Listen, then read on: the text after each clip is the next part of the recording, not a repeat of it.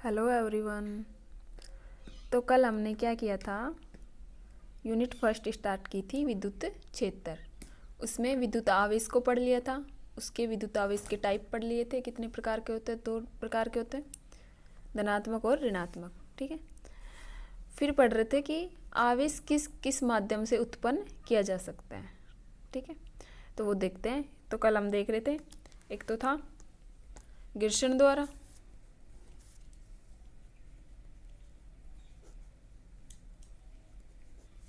आवेशन। ठीक है, सेकंड था चालन बोले या फिर स्पर्श बोले, स्पर्श द्वारा आवेशन। और थर्ड था हमारा प्रेरण द्वारा आवेशन।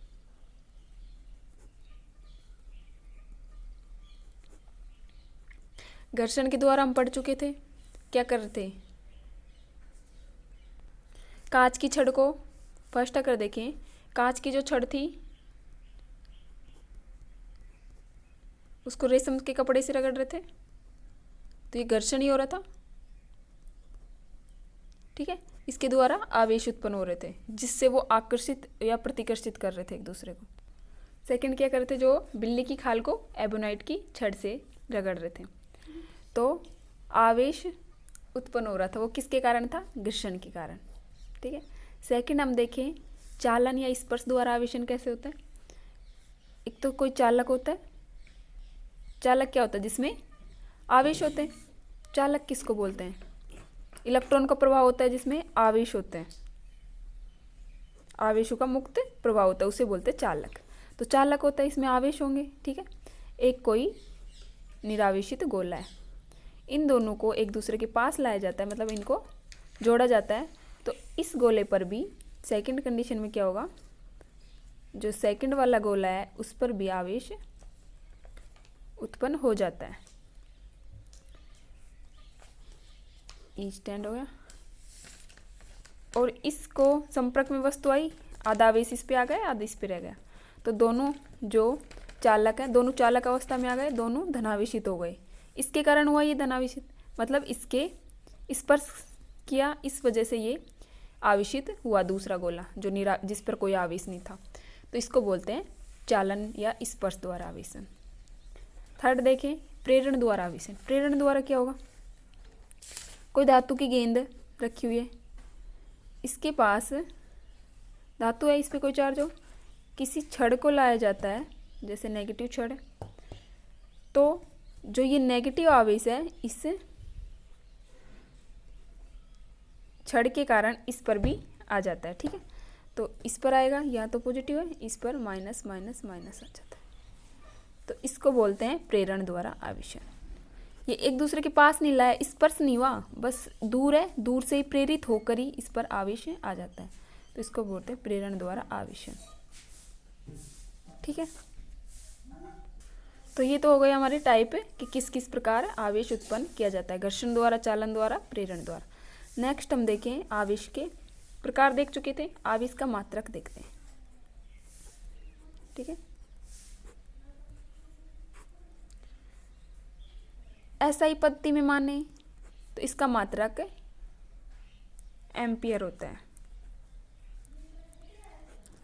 ए से डिनोट करते हैं इसको, एम्पियर। ठीक है, सॉरी, ये तो विद्युत धारा का मात्रक हो गया। अब ये विद्युत धारा क्या होती है ये भी पढ़ेंगे। ठीक है, और आवेश का मात्रक देखें एसआई में, तो एसआई पद्धति में तो इसका मात्रक कूलाम होता है। ठीक है, जिसे सी से डिनोट करते हैं। तो कूलाम में नैनो कूलाम होता है, पीको कूलाम होता है, ये चीज़ देख लेते हैं। एक जो कूलाम होता है, जो एक नैनो कूलाम होता है वो 10 टू पावर 9, 10 की पावर 9 कूलाम के बराबर होता है, और जो एक पीको कूलाम होता है वो 10 की पावर 12 कूलाम के बराबर होता है। ये इसकी मात्रा क्या, न्यूमेरिकल करने में काम आएंगे। ठीक है, नेक्स्ट हम देखें आवेश के गुणधर्म। मात्रक हो गया, आवेश के प्रकार हो गए, आवेश के गुणधर्म।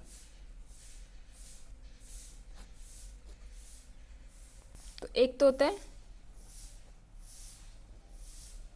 विद्युत आवेशों की योज्यता का नियम, ठीक है। सेकंड होता है विद्युत आवेश की निश्चरता,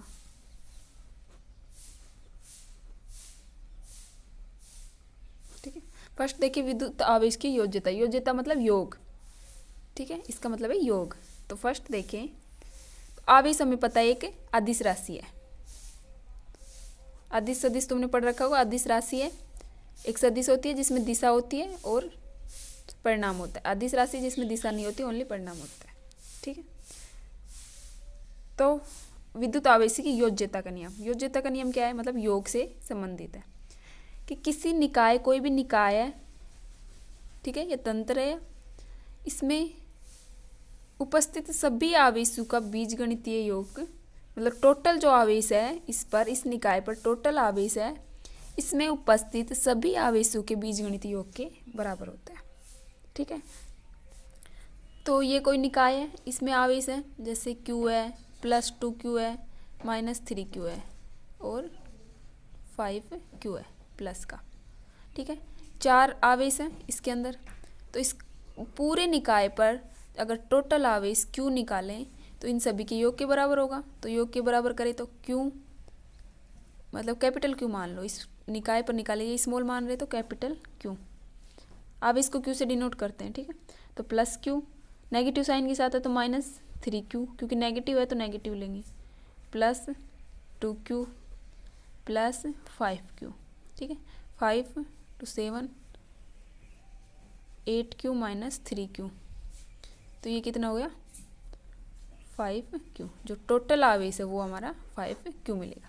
ये आवेश की योज्यता का नियम, ठीक है। सेकंड हम देखें विद्युत आवेश की निश्चरता का नियम। विद्युत आवेश की निश्चरता का नियम क्या है? निश्चरता के नियम का मतलब है कि आवेश निश्चित रहता है, चेंज नहीं होता। किसी वस्तु पर आवेश अगर Q है तो वो Q ही रहेगा, चाहे वो गतिमान रहे या स्थिर रहे। मतलब Q अगर विराम अवस्था में है तो भी वही है, और Q अगर गति का अवस्था में है तो भी वही है। मतलब आवेश Q सेम रहेगा। निश्चितता का मतलब ये है कि निश्चित रहेगा किसी भी वस्तु, ठीक है। तो ये होगा आवेश की निश्चरता का नियम। कल हम करेंगे आवेश की संरक्षण का नियम, इसी में है थर्ड विद्युत जो आवेश है उसका संरक्षण का नियम, गुणधर्म पढ़ रहे थे, ठीक है। फोर्थ करेंगे आवेश का क्वांटीकरण, ठीक है। उसके बाद हम कुछ न्यूमेरिकल्स करेंगे। आवेश का क्वांटीकरण तो ये कल करते हैं, है ना। Now okay, bye bye.